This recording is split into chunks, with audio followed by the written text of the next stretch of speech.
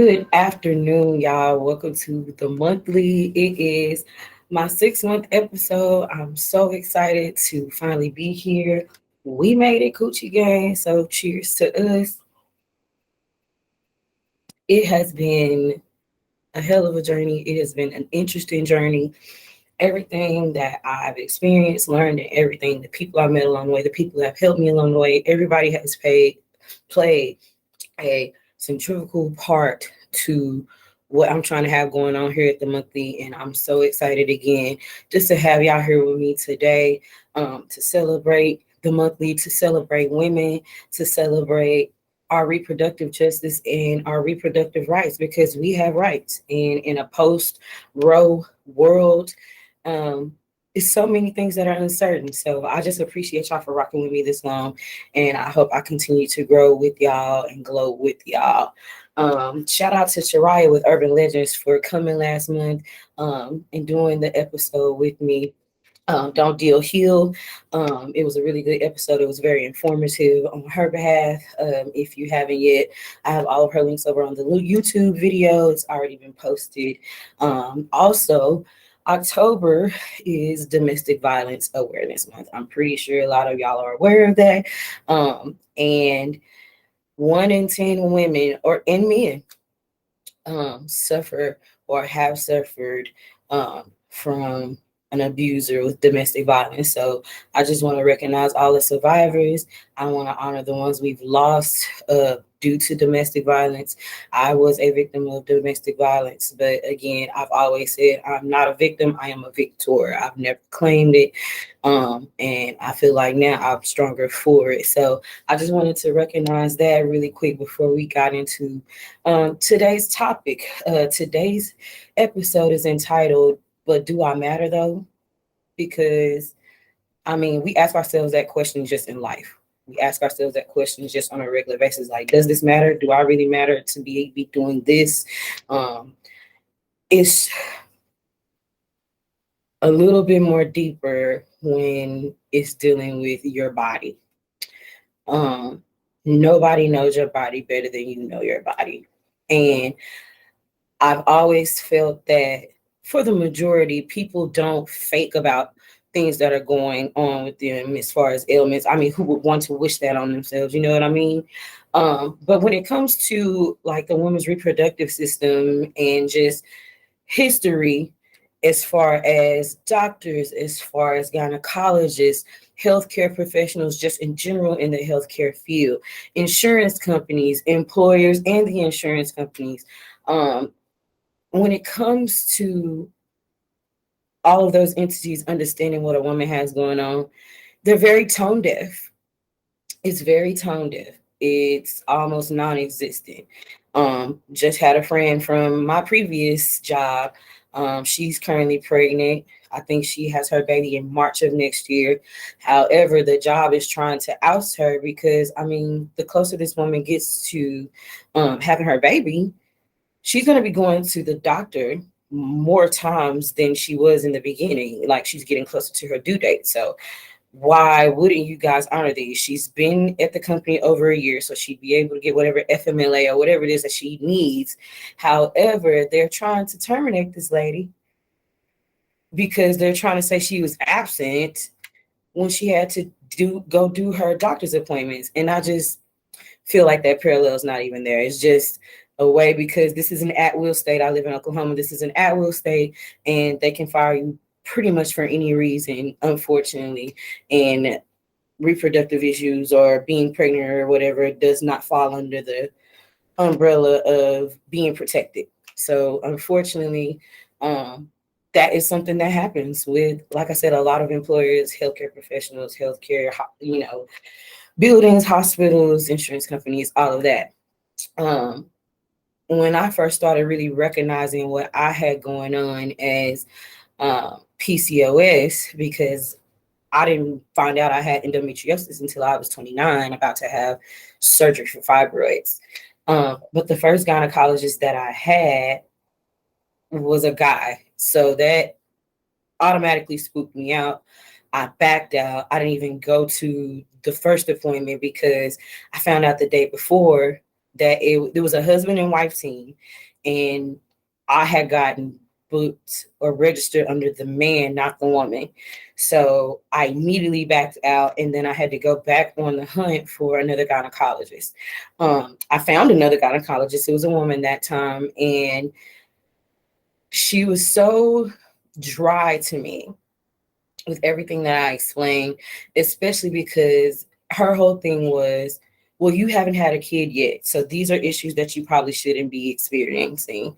Um, she tried to tell me to lose weight. She tried to tell me, all of the common things that doctors say to try to shoo you away. But hey, give me your insurance money, but there's nothing really wrong with you. I got that from her. So she did one ultrasound on me, and after that, she didn't even really tell me what I had going on.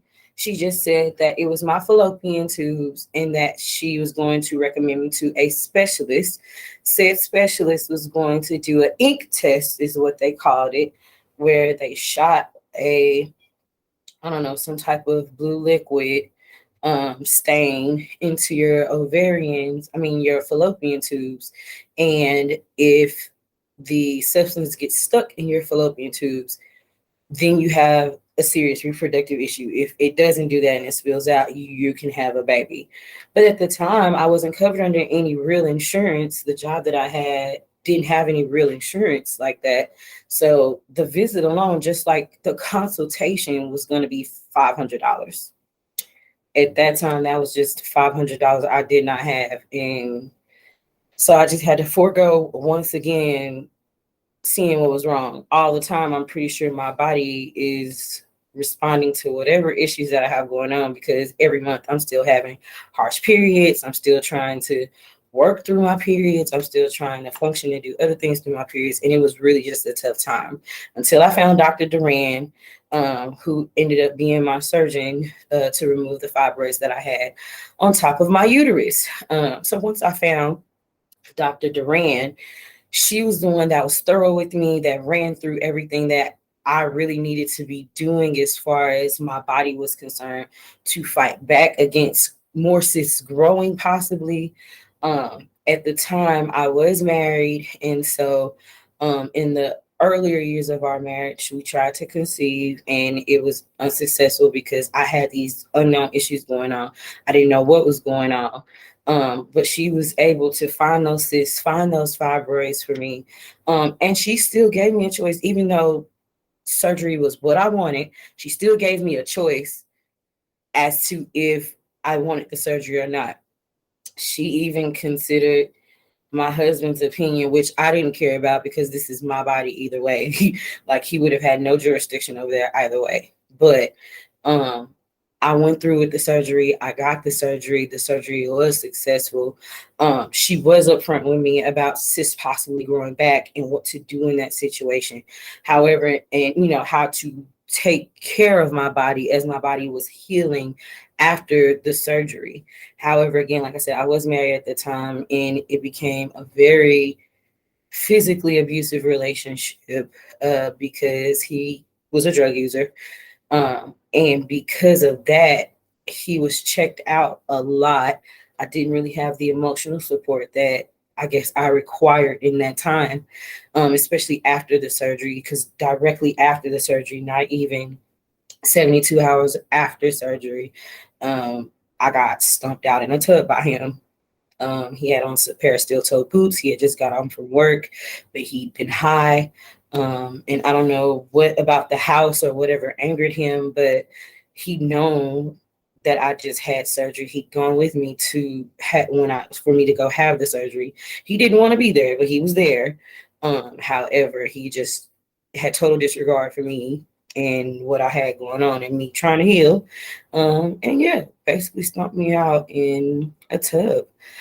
So now I have issues with the right side of my pelvic area because it's still a weak side. And I believe he possibly damaged my right fallopian tube by doing so. So now I'm just trying to do the corrective work with my body. I'm not as disciplined with diet and things of that nature like I should be to be helping aid it. I want to get into more natural remedies as to aid my body. Honestly, at some point, I want to be off of the birth control hormone I'm on. I'm only on it to keep the cysts away for right now. But I'm just trying to be cautious because I'm getting older, and things of that nature. And I just want to be able to make sure I'm doing the due diligence by my body like I should. Um, After that surgery, it's been 5 years since that surgery. It's September made 5 years. And my body went through ups and downs with it. And because of that, I was always in the hospital. I was always in the ER, having to go to the ER to do things or have them do things to see what was wrong with me. But I was always getting the same results, or the same doctors that didn't care, or types of doctors that didn't care, would try to just give me tramadol. By the way, tramadol is a no-no. You know, if you know, you know. Tramadol is really a no-no. Tramadol really doesn't do anything. It hinders more than it helps. I'm a living witness to that. So if you can avoid a doctor, even a general doctor, trying to prescribe you tramadol, don't do it. Please don't do it. If you can't avoid it, take another alternative, seriously. But just to kind of shoo me off, even like I said, in the hospital, they would try to prescribe me naproxen for the nausea and this tramadol for pain, which never really worked. So that was a big issue because it was usually county hospitals or whatever where I was having to go because I didn't have adequate insurance, to try to save myself. And if I can help somebody avoid that, I most definitely will, because even more so. And like I said, that was like 2017, 2018. Here we are 5 years later. Things are way worse now. Like I said, this is a post-Roe world. So, if there are going to be doctors or nurses or what have you, gynecologists or what have you, that are on the side of pro-life and pro-life only, then your chances of really being noticed and cared about are slim. And that's terrible. That is a horrible, horrible thing. If healthcare professionals and these insurance companies and things of that nature were doing right by women, we wouldn't have documentaries like Below the Belt. We wouldn't have documentaries like Aftershock. Aftershock was about following two gentlemen who both of them lost their spouses post-birth. They did not take care of those women after birth, and these women died.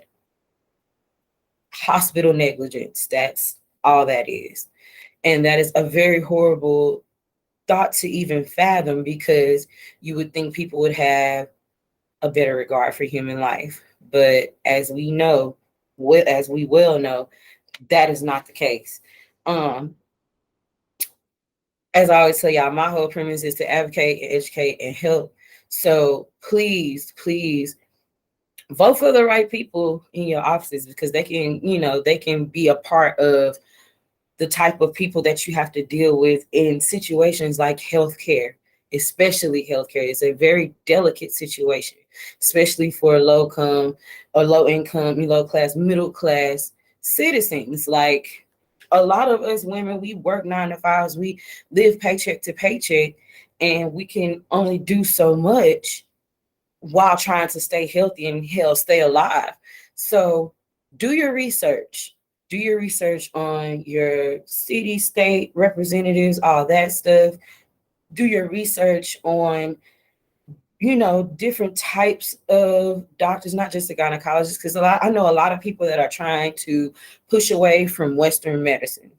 I know a lot of people that are looking more into herbs to aid their ailments, and things of that, and doulas instead of regular doctors, birthing centers, instead of going into hospitals, things of that nature, y'all. Like, do your research. Google seriously is your friend. Go visit, go walk into these places, see what's really going on. Look at your surroundings, see if there's something that you could even see your energy being in. Like, seriously, you really have to fight for yourself out here, especially now, y'all. Like, please keep in mind that your body for real is your temple. Your body is your temple.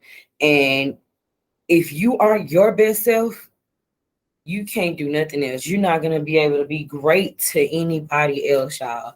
I just hope and pray that whoever this reaches, even if it's just for one of y'all, even if it's just for one of y'all, I hope that everybody that adheres to this can help the next person. I just want y'all to be able to hear what I'm saying, take it for what it is, go do your own research, still do your own research. I am not a healthcare professional, so please still go to the people that you feel safe with speaking, because this is your body. I just don't even know another way to say it. This is your body. These are things that you need to protect, because you cannot count on the next to protect it for you. That's all you. So just stay diligent, like I always say. Stay diligent, keep y'all heads on a swivel. Like I said, anything that can help the next person, you should be found trying to do that, for real. I just want to thank everybody up until the 6 months, that from February when I had the thought. I want to thank my girl, because that was who was there from minute one about the monthly. She knew the rough draft of everything before I even, because before it was Coochie Gang, it was Lady Ma'ams. Lady Ma'ams. I'm so serious. It really was. So, like, she's literally been there through this whole bill, and I love and thank her for that. Kenny Kenneth Smith Porter with Dallas Wall Street. He was the one that brought my vision to life. I thank him dearly for everything that he's done for me. Every acquaintance, every person that I have met up until this point, every person that's interviewed with me, whether I knew you before that or I met you along the journey before the interview or after, every podcast that I've been on since the monthly has launched. I thank all of y'all for helping me spread the word and broaden my platform a little bit more. I thank everybody for every piece of advice that I've received in this last 6 months. I promise you, everything that I've internalized from y'all, it has gone towards something to help this, so I can continue to help y'all. So again, cheers to us, y'all. It is another 6 months on the way. When I tell y'all it's going to be bigger and bolder, the stuff that I have planned for this next 6 months, I just really hope that my day one Coochie Gang and people that just joined, I just really hope y'all stick around, because what I have going on and what I have planned, I got some stuff. Like, I'm not really good at biting my tongue, especially with super exciting stuff like that. But please just stay tuned. Please just stay tuned. Bear with me. I'm happy I still made the transition with me to, from travel to home. I'm glad that all of the people that check on me outside of just coming to watch the videos or whatever, y'all call, y'all text, y'all DM me, hey, you good? Hey, it's good. Hey, y'all proud of you. I'm proud of y'all. So I just appreciate my Coochie Gang. A lot of y'all, so real is like, I really appreciate y'all loving on me and loving on the monthly and wanting to be a part of something that helps women. We are really like low-key an endangered species out here a little bit. In some ways, I'll put it like that. And it is for us as women to protect other women at any cost. At any cost. Because I'm one of those, if I'm out somewhere and a guy is messing with, hey, leave that lady alone. She's just trying to have fun. She's just trying to enjoy herself, all that good stuff. So, but no, seriously, y'all. Thank you, Coochie Gang. Thank you to the people that I gained as friends and followers after this, all the people that have loved on me prior to this, during this. I thank y'all. I love y'all. Cheers to another 6 months. I'm out. See y'all later. Hey, Chris. Hey, girl. I just want to tell you I'm so proud of you. Congrats on making it to 6 months. This podcast stuff ain't for the weak. So from one podcaster to another, I just want to say congratulations, girl. I love you. You are inspiration, and keep doing what you're doing. Bye. Hey, gang. I just wanted to say congratulations on your 6 month mark with your podcast. You're doing an outstanding and amazing job. Always remember that you're doing everything that you are supposed to do. You're talking about the things that need to be addressed, giving women a safe haven to express ourselves and talk about things that we may not feel comfortable sharing or talking about with others, and just providing that feedback on things that we may not be aware of or we may not know.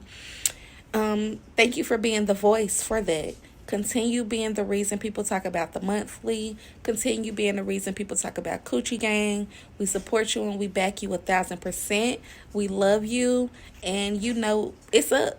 We here forever. We in for the long ride. Keep doing your ditty, baby. What is up, Coochie Gang? I just wanted to come through and wish my girl Chris a happy 6-month anniversary. And I also wanted to just thank you for holding space for many of us women that have endured our own personal battles with reproductive issues, and for also being vulnerable enough to share with the world your own situation. Thank you for bringing amazing guests on that's also educating other people about different aspects of the journey.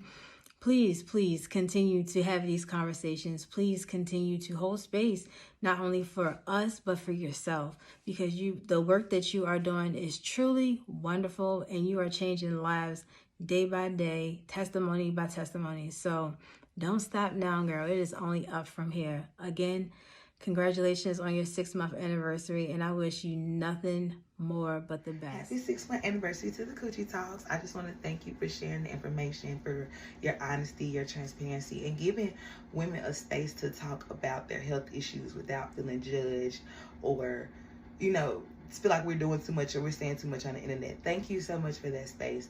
I'm so grateful that I stumbled across your account on Twitter. So happy 6-month anniversary to the Coochie Talks, and I'm wishing you all the blessings in the world. I want to say congratulations to 6 incredible and courageous months to the monthly. You're making such a big difference in women's lives, and I'm so glad that I get to be a part of it and watch you grow. And here's to 6 more. Congratulations. Hey y'all, just wishing a happy 6-month anniversary to my sister Chris and the Coochie Gang. Many blessings and many more people you'll help. Thank you for all that you do for the empowerment of women of color locally and soon abroad. Keep going, keep speaking, do not give up. And no matter who celebrates you, as long as God gave you the vision, it's going to happen. Bye. It's lit. What's lit? I'm going to tell y'all in a second. Hold on. Let me go ahead and get right. Let me tell y'all what we celebrating right quick. You know what I'm saying? We about to toast to the monthly. The monthly, ladies and gentlemen, just turned 6 months. You feel me?